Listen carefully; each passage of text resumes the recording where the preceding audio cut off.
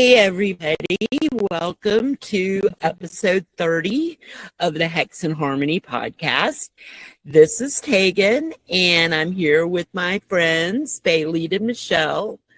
The theme for today's episode is cultural witchcraft and the difference between, when is it okay to borrow someone else's spirituality and adopt it as your own? Spiritual practice has always traveled. People move and they take their stories with them. Herbs, saints, songs, prayers, charms, and rituals cross borders, oceans, and generations. But not everything that travels becomes ours to claim. Today, we're talking about cultural traditions versus copycat spirituality, how to practice with respect, how to learn without stealing, and how to honor our own roots without watering ourselves down. This is a conversation with nuance. We're not here to shame curiosity because curiosity is often how the path opens. But we are here to ask better questions. Who taught this? Who preserved it? Who paid the cost for keeping it alive? And what happens when we remove a practice from its people, history, language, and land? And just as importantly, how do we build spiritual lives that are honest, powerful, and deeply our own?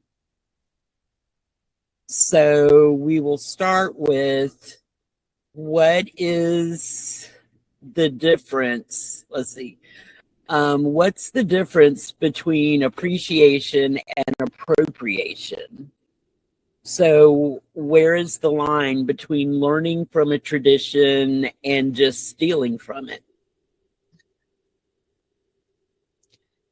I think it has a lot to do with intent and how you're doing it. If you're just taking things willy-nilly and you're just looking at it and saying, I like that, I'm going to do it, but you have no intention of studying it or learning where it came from, why it developed as it did, or anything like that, then that's appropriation. But if you look at something and you respect it and you want to learn it and you study it, preferably from the people that practiced it historically, but if that is not possible for whatever reason, at least doing research and learning about it and making informed decisions, that leans towards appreciation.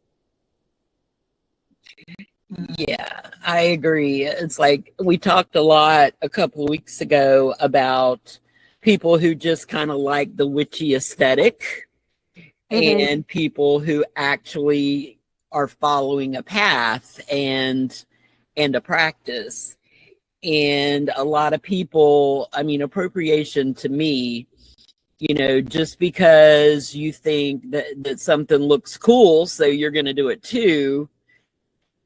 I think that's where people kind of cross the line when they don't take the time to learn what exactly does that mean? Where did it come from? Because, just because somebody drew a really cool looking sigil, so you're going to do it too.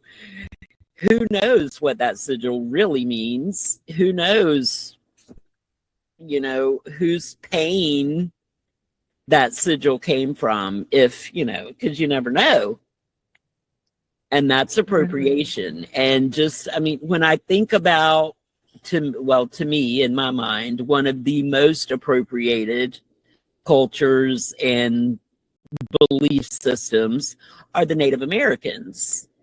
And just because you think it's cool to put on a feathered headdress, so you're going to do it and say you're practicing Native American spirituality, that's appropriation. If you don't take the time to really understand the whole system that goes behind it. You know, just because you light up something and call it a peace pipe doesn't mean that doesn't mean that you're really appreciating or respecting that heritage or culture. Right. I had to laugh when you said that, Tanya, because I grew up surrounded by people who would say that, not necessarily in my family, but I just all the time heard people say things like, "We'll put that in your pipe and smoke it," or whatever. And yeah, that comes from Native American culture, and Right. they probably didn't know that or care about that in the mid to late 80s when I remember hearing it as a child. Yeah, I'm dating myself there, but whatever. Anyway, yeah, I mean, that's just one of the things that I heard growing up that could be disrespectful and appropriative. Yeah. But then I also remember times that my dad would take us to powwows to learn.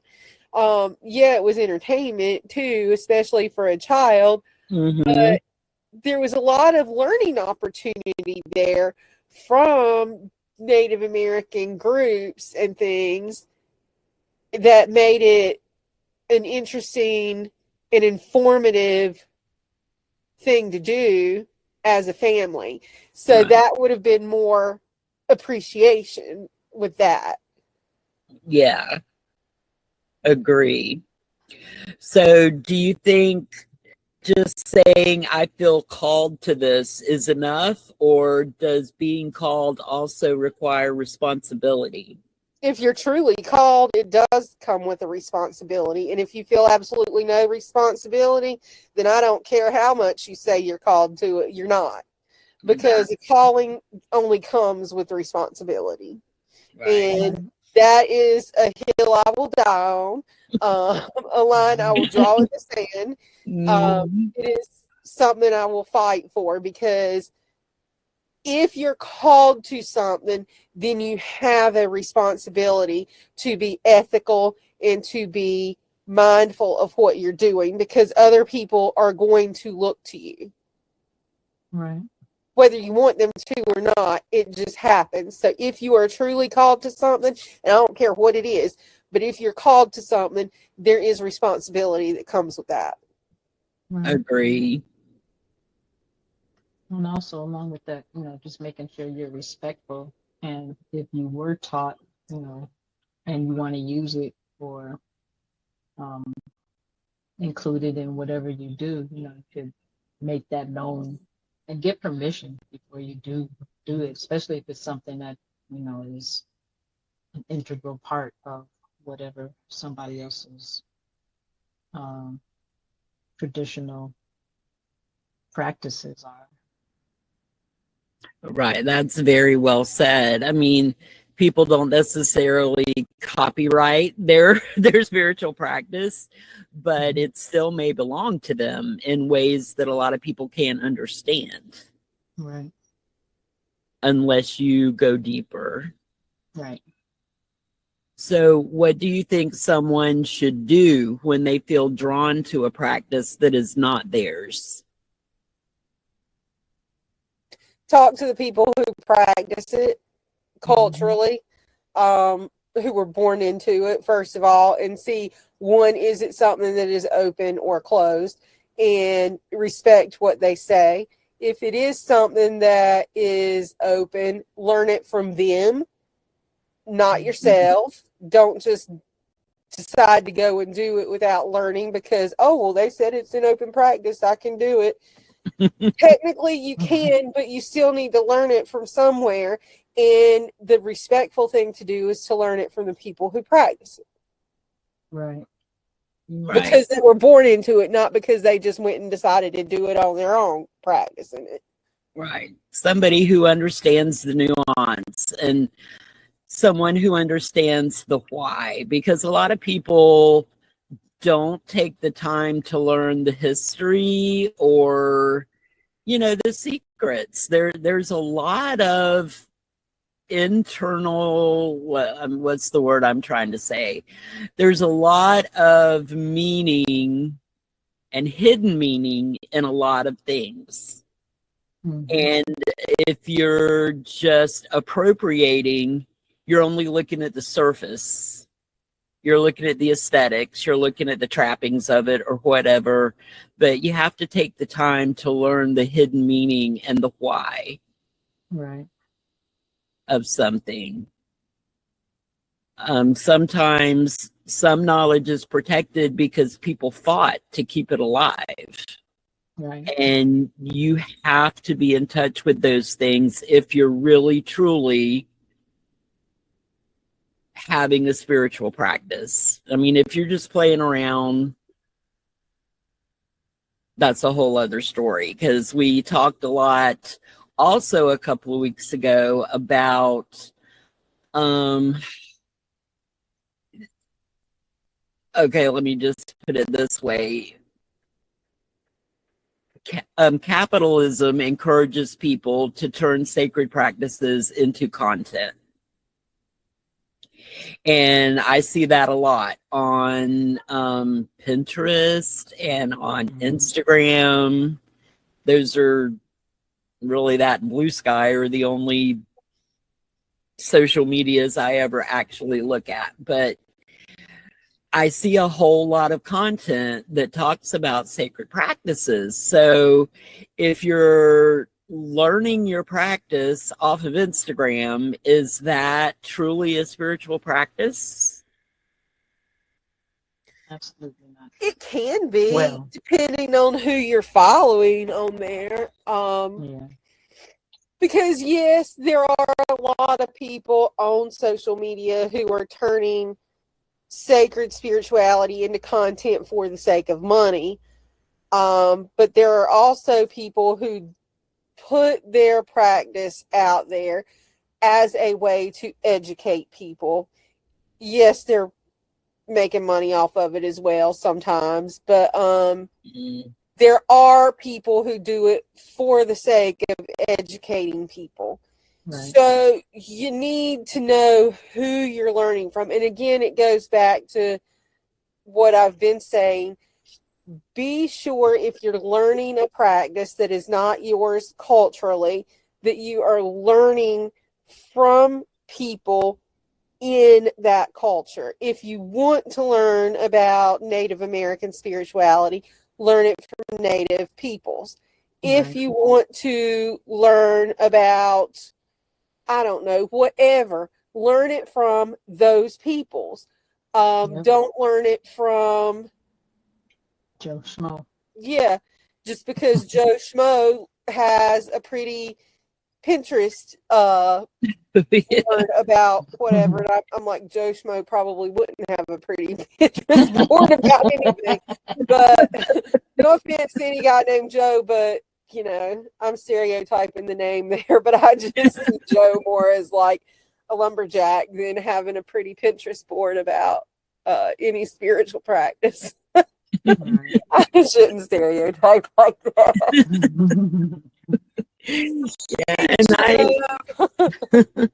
I mean, I don't have a problem at all with people putting stuff like that on Pinterest and Instagram.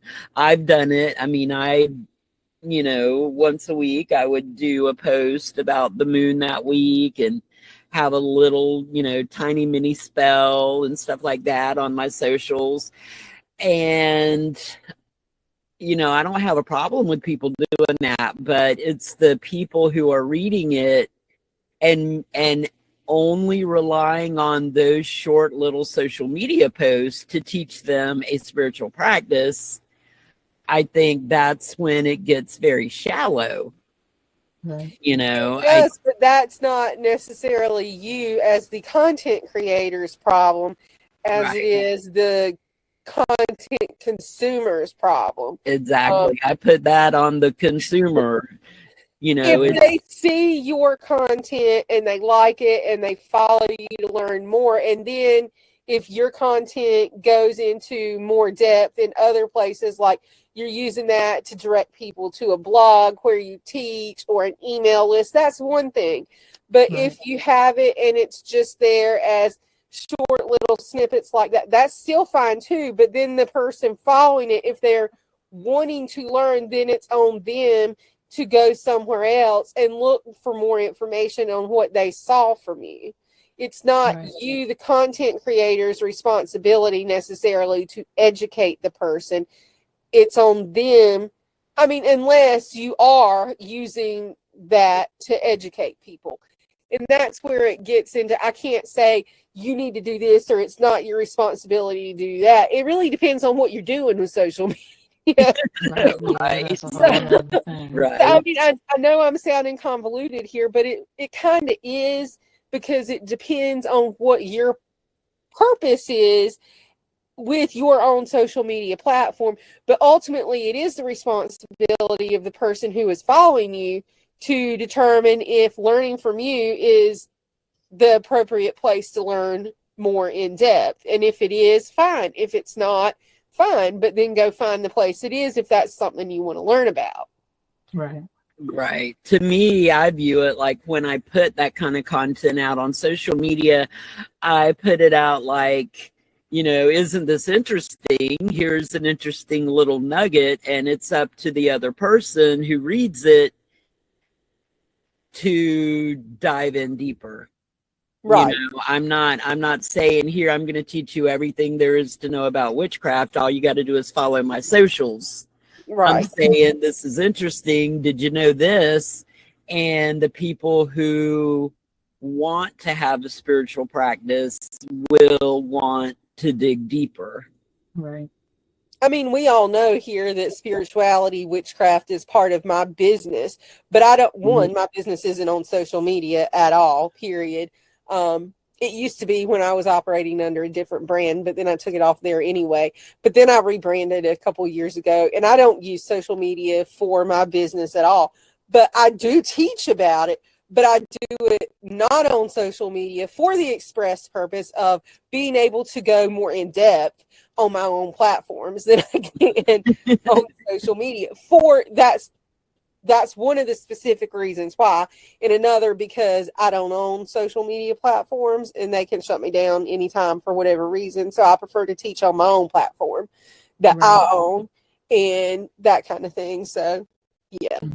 Yeah. But part of it is for that specific reason, because I don't feel like I can do my spiritual practice justice in teaching it on social media. And I don't got time to sit here and create social media content to drive you somewhere else. If you, there's better ways for me to drive you to my email list or my blog than social media. So that's that. So do you think that sometimes people are drawn to other traditions because they feel disconnected from their own? Sure, sometimes. I mean, it could be for any reason. So, yeah, that could be one of the myriad of reasons. Yeah, I think a lot of people fail to realize that, because if you dig deep enough into your own, right now, I mean, things have become crazy in this world, of course. And you look around and you're like, you know, well, I don't have a cultural tradition, you know, my family's just whatever, you know. But if you look into your family, if you look into your ancestors, you will probably find some type of tradition that is yours ancestrally, just because you were not born into a Jewish family or a Native American family with a, you know, whatever, a witch doctor uncle, whatever. that doesn't mean that you don't have an authentic spirituality. And people, they get disconnected from their own traditions, and they don't even realize that there are traditions there for them. Mm-hmm. It also could be that they're disconnected from their born tradition, and I'm using that word because I mean it could also apply to people who are adopted or whatever, and blah blah whatever. Yeah. But if you experience trauma at the hands of your family, it could be that you are disconnected from your spiritual tradition out of that, and maybe you have no desire to reclaim your spiritual culture because of that. And that is valid, and that could be why some people are drawn to other cultures and not their own. And I don't think it's my place to tell somebody in that situation, well, you shouldn't be drawn to this because you have your own spiritual culture and whatever. I mean, Yeah. there's a lot of nuance that could go into that. Plus, that's probably not my tradition that they're wanting to go into in the first place. But if it is, I'd be like, let me take you to temple and you can talk to a rabbi, because I'm not the one to make that decision. Judaism is a closed practice, but it's also initiatory, and we do take converts because I want to. Exactly. I mean, I'm not saying, I mean, that's what I started out this episode is saying. We're not saying that it's wrong. Right. You know, we're saying that you have to do it in the appropriate way, or it's just shallow and it's appropriation. But America, I mean, this is a very trite thing to say, but America is a melting pot. We have so many cultures in America. I mean, that's what we are. And so we get exposed to a lot of surface information from lots of other cultures. And it's okay, you know, to be interested in other cultures. But it's not okay to just see something and steal it and say, oh, well, I'm just going to add this into mine when you don't know anything about it. I mean, even practices that are open practices that we know are open practices still require learning about them to be able to go beyond the most basic aesthetic surface level. And so you have to do some kind of learning no matter what the practice is. So why would you not learn about it? I mean, I can't fathom just looking at a practice and saying I want to do that without doing any kind of research. But then again, I'm a librarian, so I mean, I'm trained in research. I love reading. I love learning things. I know enough to get by on a lot of topics, and I know how to find the information I don't know. So it just does not even compute in my brain why somebody would do that. But people do it every day, so I know it happens, but I just don't understand it. Yeah, me too. It's my thirst, I guess, for knowledge that I want to go deeper. I want to know why. I want to know, you know, what myths inspired this. What mythology does it belong to? What did that, you know, what was the society like in that culture that developed that mythology? I want to know all that stuff. But then you're an author, you write, so you, of course, you want to know. Exactly. I want to know, but I guess there are people who don't want to know. All they care about is, you know, does this look pretty? Does it sound cool? Does it, you know, do I look good in the feather headdress? If I do, I'm adopting it, you know, that kind of thing. I mean, even getting my first crystal, I did research on which one I was going to get before I went and got one. Right. So I didn't just go, oh, that's pretty, I'm going to get that. I was like, I'm going to do research and I'm going to pick the right crystal for how I want to feel. And this is the one that does what I want it to do to be my first one. And yeah, I mean, I research everything. I mean, most people are just like, ooh, this pink rock is pretty. Right. Or this blue crystal, I like this. Not me. I'm with you. I'm like, Do let me research. pull up a crystal database and see all the different kinds and what they're all used for and which shape it should be. This, that, and the other. Oh. So you don't mess up, and that pink crystal that you think is pretty is gonna connect you to something that you have no idea because you don't know what you're doing. I know, right? Grabbing something. You gotta research. Yes. Even if it's just something surface, you still need to know. You can't just be doing something, like you said, willy-nilly. Yeah, who knows what you're holding in your hand if you don't, look it up or connect to it or whatever. Right.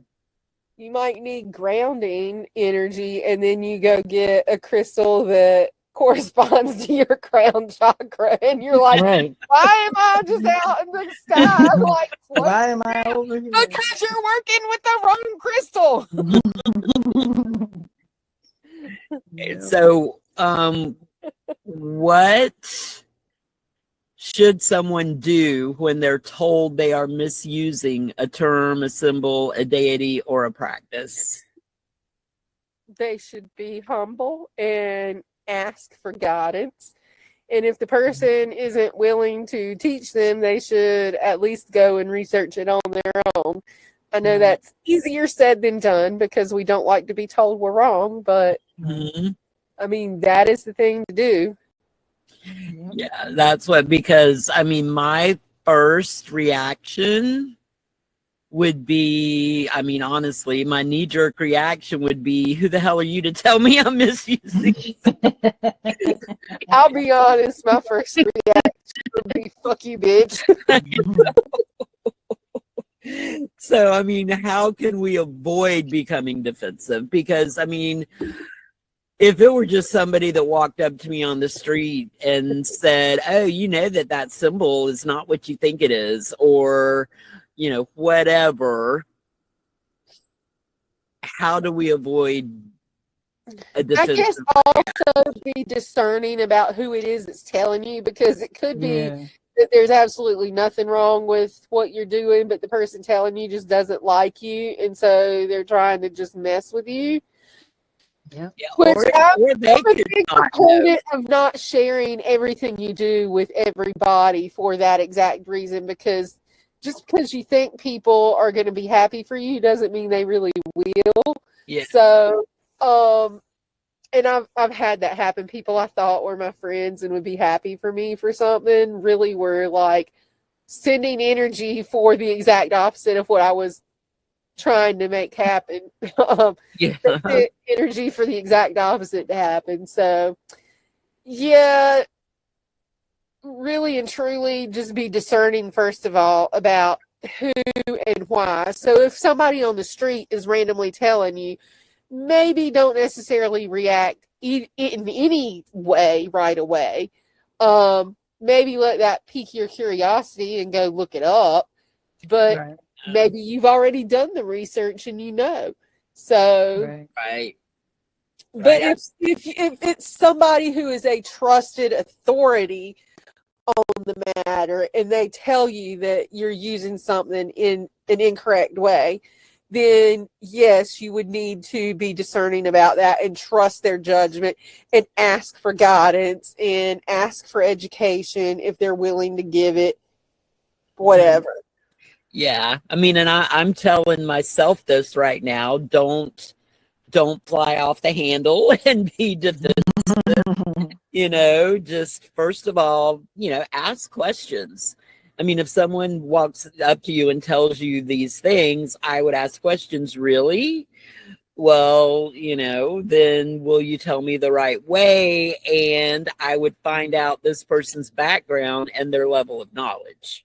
I Right. would not immediately assume that they were just somebody trying to be bitchy and trying to be a know-it-all. I mean, I would, but I'm telling myself now not to. Find out their background. How do they know the right way? Where did you learn the right way? Right. Yeah, And especially if what you don't is know the right anything about them, don't assume they're right. Don't assume they're wrong. Just right? But assume. verify. Yep. Make sure you're telling the right information.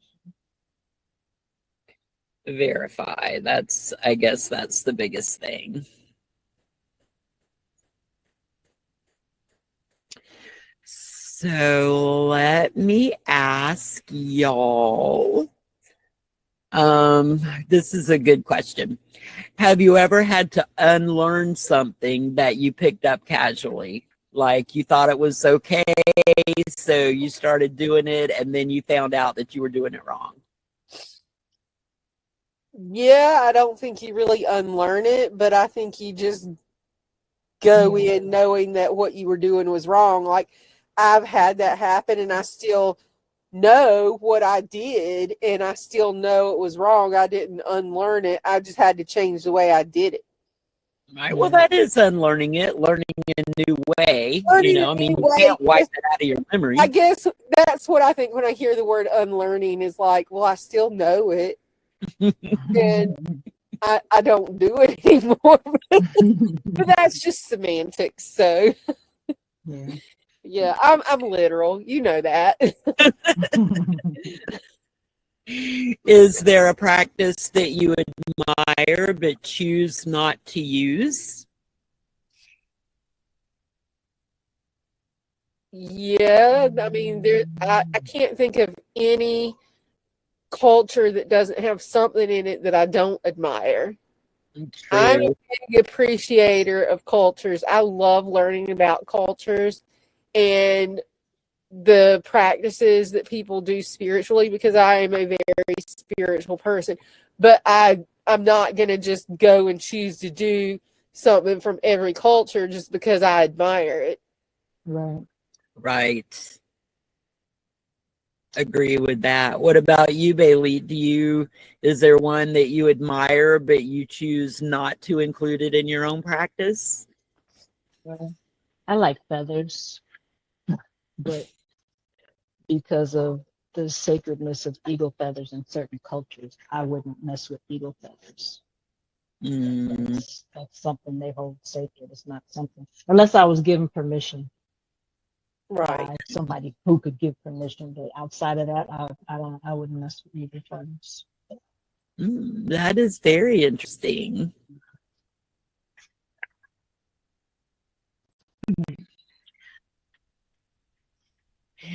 What about, can someone respectfully worship or work with deities from outside the culture they were born in?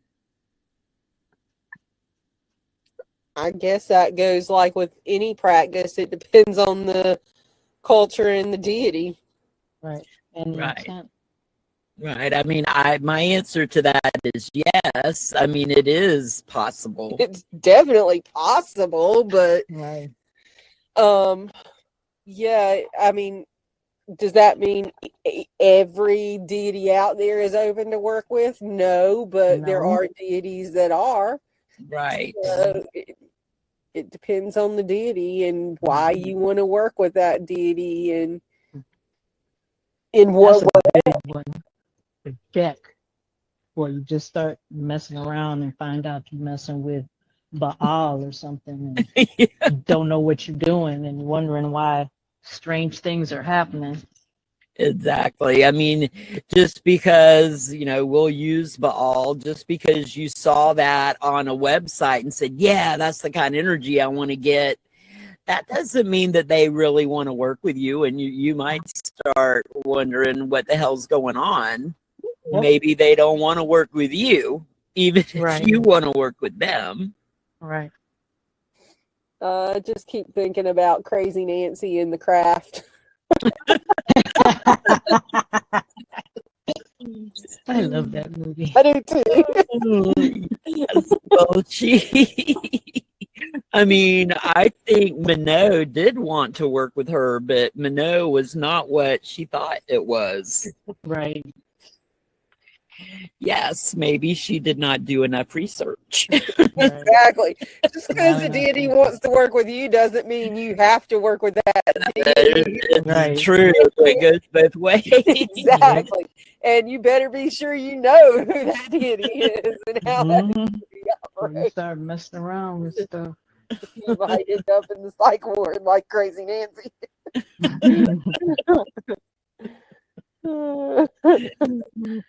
Okay, so the last question here, summing it all up. What advice would you give someone who is spiritually curious but afraid of getting it wrong? If you're afraid of getting it wrong, you're in the right place, because somebody who's going to be appropriative isn't going to give a shit one way or the other.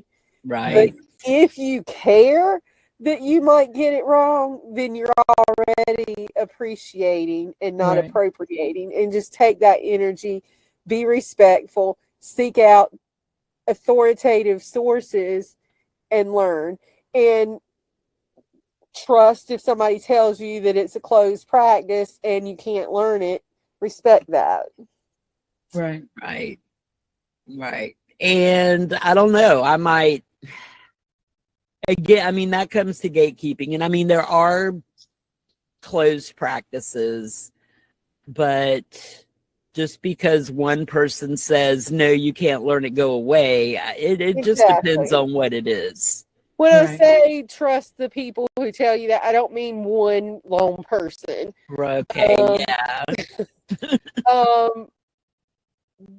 Do research into it. Be open to being told no by multiple people, but that doesn't mean just because one person or the first person you ask says no doesn't mean that it is definitely no. But if multiple people are telling you no, right, then respect that. But yeah,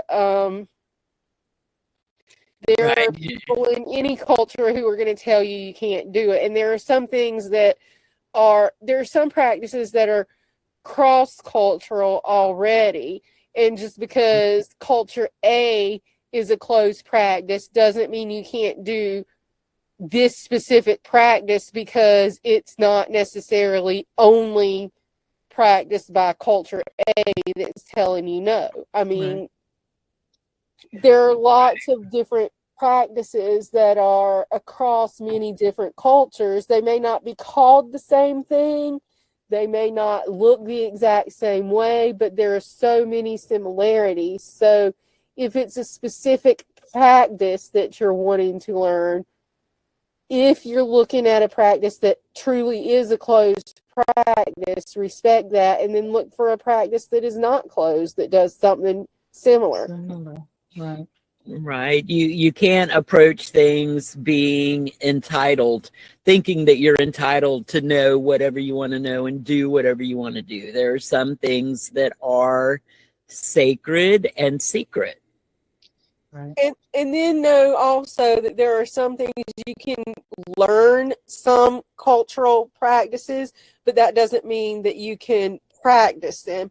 There are some cultures that will teach you and let you learn, but they won't let you practice what you learn. Or they will let you learn it and practice it, but then you're not able to teach it to others because it's not an indigenous practice to you. So there's so many different nuances to all of this depending on the culture. But yeah. Okay. Yeah. So, in the end, I would say respectful practice is about becoming more honest. We can be curious without being entitled. We can be inspired without taking from other people. We can learn without flattening. other people's religions, and we can build spiritual lives that are rooted, vivid, and alive without needing to wear someone else's sacred skin. The goal is not purity. Spiritual traditions have always moved and mingled. The goal is integrity, knowing where something comes from, knowing what it means, knowing whether it is ours to use, and being willing to listen when someone says, no, not like that. Right. Do you guys have any closing remarks? I don't, because I think I went into a lot of depth already. I was a little bit talkative tonight. As per usual, hashtag Michelle likes to talk. I do. Because y'all are my friends and y'all make me comfortable. Well, that's very nice to hear. Bailey, do you have anything? No, you guys covered it very well. All right, then we will close out episode 30. We'll see you guys again in a couple of weeks with episode 31. Until then, bye, y'all. Bye. Bye.